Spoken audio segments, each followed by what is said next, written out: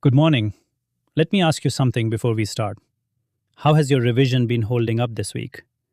Preparation for this examination asks a lot of you. The long hours, the doubt that creeps in before a mock test, and also that quiet thrill when a concept finally clicks. Both are part of this journey, and both are welcome here.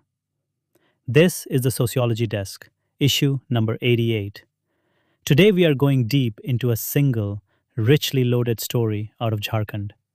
A hunger strike, a cancelled examination, and three thinkers who will help you turn this into marks. Here is the story. In Jharkhand, students led by Devendra Nath Mahto sat on a hunger strike for 16 days, protesting alleged irregularities in the Jharkhand Staff Selection Commission Combined Graduate Level, or JSSC-CGL recruitment examination. The state government eventually cancelled the examination entirely, along with all tests conducted by an outsourced vendor. And a former Jharkhand Public Service Commission, or JPSC chairman, was arrested over alleged collusion. Now, why should you, a sociology optional student, care about this? Because this event sits exactly inside Paper 1, Politics and Society, under protest, agitation, and social movements. And it gives you a live, current illustration for one of the sharpest theoretical arguments in the entire syllabus. Let us start with the theory you must anchor this answer on: Michel Foucault's idea of the examination as a technology of power. Foucault argued that the examination is not simply a neutral tool that measures merit. It is a procedure that combines two things at once: hierarchical observation, meaning constant watching and ranking, and normalizing judgment, meaning it decides who counts as adequate and who does not. This comes from Foucault's larger argument that modern power rarely works through open, spectacular violence. It works quietly, through ordinary bureaucratic techniques that watch, measure, and rank people every single day. When you write this in an answer, do not describe the examination as neutral, and then separately describe the corruption. Say it directly.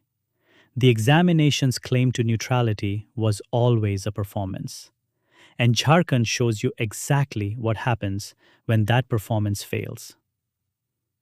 Now bring in the second layer, because a top-scoring answer never rests on one thinker alone.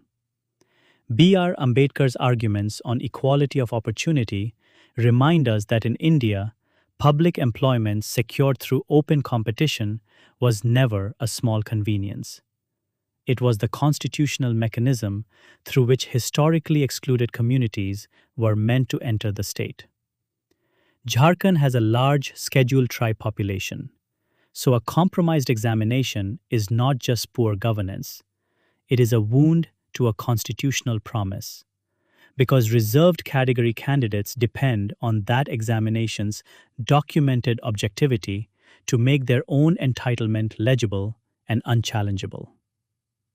Then bring in your counterthinker, Robert Michels, and his iron law of oligarchy. Michels warned that any organization, however democratic its founding intention, tends to concentrate real control in a small clique of insiders. The arrest of a few officials and the setting up of a new reform committee do not guarantee this will not happen again. Because the underlying incentive structure controlling these recruitment bodies has not actually changed. If you remember one formulation to reproduce in your answer, remember this. As Michel Foucault argued in Discipline and Punish, the examination combines the techniques of hierarchical surveillance with those of normalizing judgment, making it possible to qualify, classify, and rank candidates through a single, seemingly neutral procedure. Write that in your own words. Attribute it correctly to Foucault and to that specific work, and you have already signaled to the examiner that you know exactly where this concept comes from. Now let me speak as an examiner for a moment, because this is where marks are actually won or lost. An average script, the kind that scores around 14 out of 20, will spend most of its words narrating the Jharkhand story, the hunger strike, the dates, the cancellation, and only gesture vaguely at bureaucracy or corruption at the end. A script that scores 18 or 19 out of 20 does something completely different.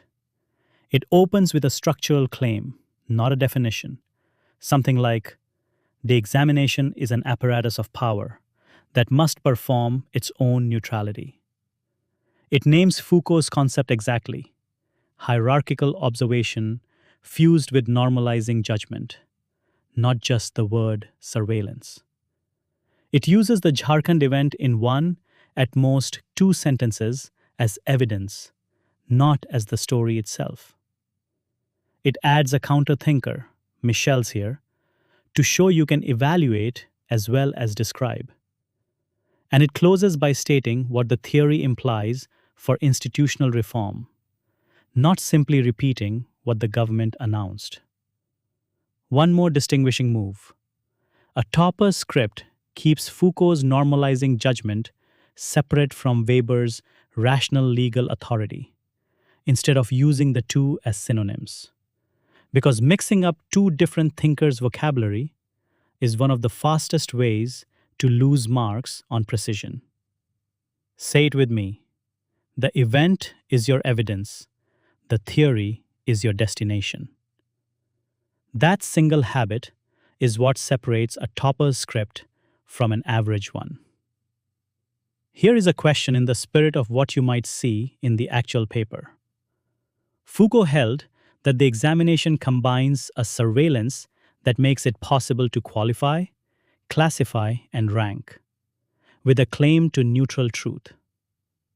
Critically examine this formulation with reference to recent controversies in India's public recruitment examinations. Take 5 minutes today and just write the skeleton for this answer, not the full script, only the skeleton. Let us lock in today's revision. 1. The examination is not a neutral filter. Foucault calls it a fusion of hierarchical observation and normalizing judgment. 2. In India, this carries an extra constitutional weight because Ambedkar saw public employment as the route by which excluded communities enter the state. 3. Robert Michels' iron law of oligarchy is your counter-thinker, reminding you that reform committees do not automatically fix elite capture. And 4. Remember the discipline that separates toppers from the rest. The event is your evidence. The theory is always your destination. That is our brief for today. Preparing for this examination is a long and often lonely road. And the days when nothing seems to stick matter just as much as the days when everything clicks, because both are building the same muscle.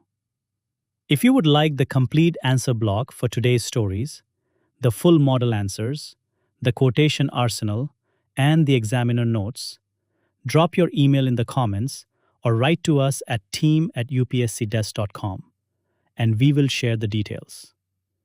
Keep writing, keep revising, and I will see you tomorrow.